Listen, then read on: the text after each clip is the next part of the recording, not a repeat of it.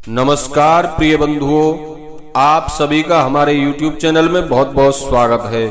बंधुओं, इस वीडियो में आप श्रवण करिएगा फाल्गुन मास के शुक्ल पक्ष की आमल की एकादशी की पवित्र पावनी कथा। एकादशी पर भगवान नारायण की पूजा का विशेष महात्म्य है।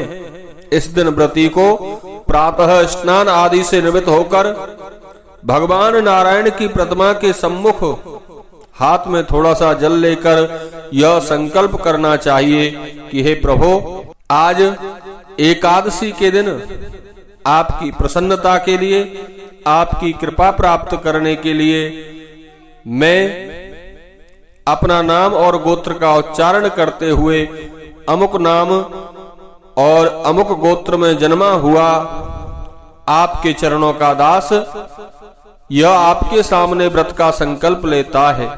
आप सभी व्रतों के स्वामी हैं। कृपा करके मेरे आज के इस व्रत को आप सफल करें और आपकी कृपा मुझे प्राप्त हो। इस प्रकार उस जल को भगवान नारायण के सम्मुख छोड़ दें और भगवान विष्णु की षोडशोपचार से पूजा करें।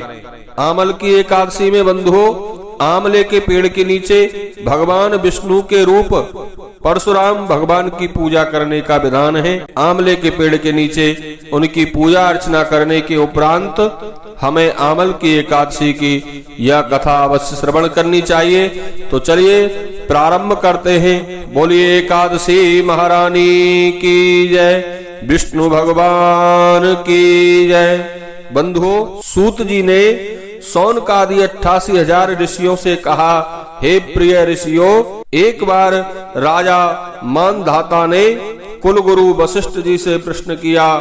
मानधाता ने कहा, हे कुलगुरु, आप यदि मुझसे प्रसन्न हैं तो किसी ऐसे व्रत के विषय में बतलाइए जिससे मेरा भला हो।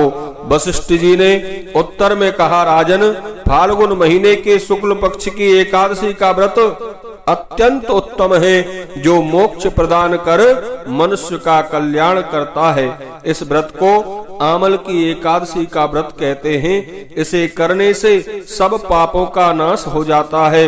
इस व्रत से ऐसा फल मिलता है जैसा 1000 गौदान करने से फल प्राप्त होता है। आमले की उत्पत्ति भगवान नारायण के थूक से हुई थी, अतः यह फल और इसका वृक्ष दोनों ही बड़े पवित्र माने जाते हैं। अब मैं आपको इससे संबंधित एक पौराणिक कथा सुनाता हूँ।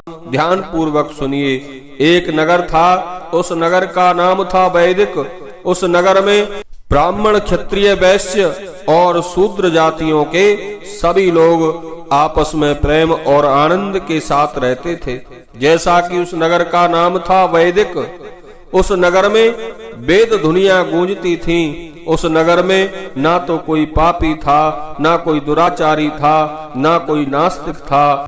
उस नगर में चंद्रवंशी राजा चैत्ररथ वहां राज्य करता था। चैत्ररथ अत्यंत धार्मिक एवं प्रकांड विद्वान था। उसके राज्य में गरीबी कोसों दूर थी। राज्य की प्रजा विष्णु भक्त थी तथा प्रत्येक एकादशी का व्रत सब लोग किया करते थे।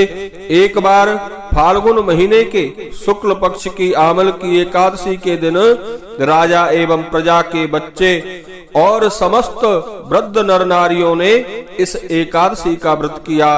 राजा प्रजाजनों के साथ मंदिर में आए और कलश स्थापित करके धूप दीप नैवेद्य पंचरत्न छत्र आदि से आमले की पूजा करने लगे। सभी ने आमले की पूजा की और इस प्रकार स्तुति की, हे आमल की, आप साक्षात ब्रह्म रूपिणी हैं।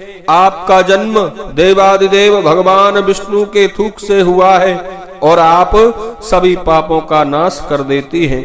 हम आपको प्रणाम करते हैं। कृपया हमारा अर्घ्य स्वीकार करें, हमारा पूजन स्वीकार करें। आप भगवान श्री राम ने भी आपका सम्मान किया था। हम आपको बार बार नमस्कार करते हैं। हमारे पापों को नष्ट कर हमें कृतार्थ करें और अपनी कृपा दृष्टि हमारे ऊपर बनाए रखें। मंदिर में सभी ने रात्रि जागरण किया और रात में ही वहां एक बहेलिया आया। वह बड़ा पापी और दुष्ट था, जीवों की हत्या करके ही अपने कुटुंब का पालन करता था। उस समय उसे बड़ी भूख लगी थी। वह भूखा प्यासा मंदिर के एक कोने में आकर बैठ गया और मन में सोचने लगा कि शायद कुछ खाने पीने को मिल जाए। वहां बैठा बैठा वह विष्णु भगवान की कथा और एकादशी महात्म्य सुनने लगा। इस प्रकार उसने पूरी रात अन्य लोगों के साथ जागरण करके बिताई। बंधुओं, जब प्रातः काल हुआ तो सभी लोग अपने अपने घर चले गए। बहेलिया ने भी अपने घर जाकर भोजन किया। कुछ समय बाद बहेलिया का प्राणांत हो गया। यद्यपि उसने जीवन भर जीव हत्याएं की थी, इसलिए उसे नरक की यातना भोगनी थी, परंतु आमल की एकादशी के व्रत के प्रभाव से रात्रि जागरण के फलस्वरूप राजा विदुररथ के पुत्र के रूप में उस बहेलिये ने जन्म लिया। दूसरा, वहां उसका नाम रखा गया वसुरथ। वह जब बड़ा हुआ तो धन धान्य से संपन्न होकर चतुरंगनी सेना द्वारा 10,000 गौओं का पालन करने लगा। वह सूर्य जैसा तेजस्वी और चंद्रमा जैसा कांतिमान, विष्णु भगवान के समान पराक्रमी और पृथ्वी की तरह क्षमाशील था। वह अत्यंत धार्मिक था, सदा सच बोलता था तथा विष्णु भगवान का परम भक्त था। सभी प्रजाजनों को एक समान समझता था और सबका पालन करता था। वह विनय पूर्वक प्रतिदिन दान करता था।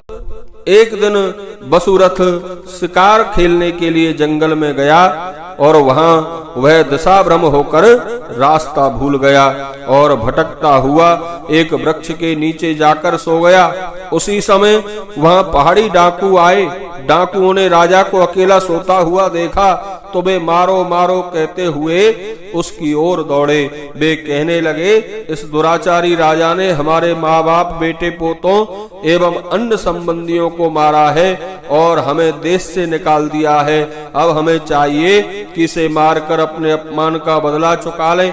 अपने विचार के अनुसार बंधुओं, डाकुओं ने राजा पर अस्त्र शस्त्र से वार कर दिया। वह राजा के शरीर पर उन अस्त्र शस्त्रों की चोट का कोई प्रभाव नहीं पड़ा, उल्टे अस्त्र शस्त्र ही नष्ट हो गए और राजा को ऐसा लगने लगा कि उस पर फूल बरसाए जा रहे हैं। संयोग ही समझ लीजिए कि डाकुओं के हथियार उल्टे उन पर ही चोट करने लगे, जिस कारण वे सब बेहोश हो गए। उसी समय राजा के शरीर से एक दिव्य देवी प्रकट हुई। वह देवी एक तो स्वयं ही बहुत सुंदर थी, उस पर सुंदर वस्त्र और आभूषणों से उनकी शोभा और अधिक बढ़ गई। उनकी भौहें तनी हुई थीं और आंखों से अग्नि निकल रही थी। ऐसा लगता था मानो वह साक्षात काल हो। उसने एक क्षण मात्र में ही सब डाकुओं के प्राण हर लिए। बंधुओं, राजा की नींद खुली तो उसने सामने डाकुओं को मरा हुआ देखा। यह देख उसे बड़ा आश्चर्य हुआ। वह सोचने लगा, ये डाकू किसने मारे हैं? मेरा हित चाहने वाला भला इस जंगल में कौन है? राजा यह सोच ही रहा था कि आकाशवाणी हुई, राजन तुम्हारी रक्षा विष्णु भगवान के अतिरिक्त भला और कौन कर सकता है। यह आकाशवाणी जब बंधुओं राजा ने सुनी तो विष्णु भगवान को प्रणाम किया और अपने नगर में आ गया, सुख पूर्वक राज्य करने लगा। यह सब आमल की एकादशी के व्रत का प्रभाव था। राजा के शरीर से प्रकट हुई दिव्य देवी वह एकादशी महारानी ही थी, जो मनुष्य आमल की एकादशी का व्रत जीवन में एक बार भी कर लेता है उसे प्रत्येक कार्य में सफलता मिलती है और इस लोक में सुख भोग कर अंत में विष्णु लोक को प्राप्त होता है। इस दिन आमले के पेड़ के नीचे कलश स्थापित करके धूप दीप नैवेद्य और पंचरत्न से भगवान परशुराम की पूजा करते हैं और आहार में आमले का प्रयोग अवश्य करना चाहिए। बोलिए विष्णु भगवान की जय, एकादशी महारानी की जय। आप सभी को एकादशी व्रत की बहुत बहुत शुभकामनाएं। नमस्कार, प्रणाम, जय श्री कृष्ण।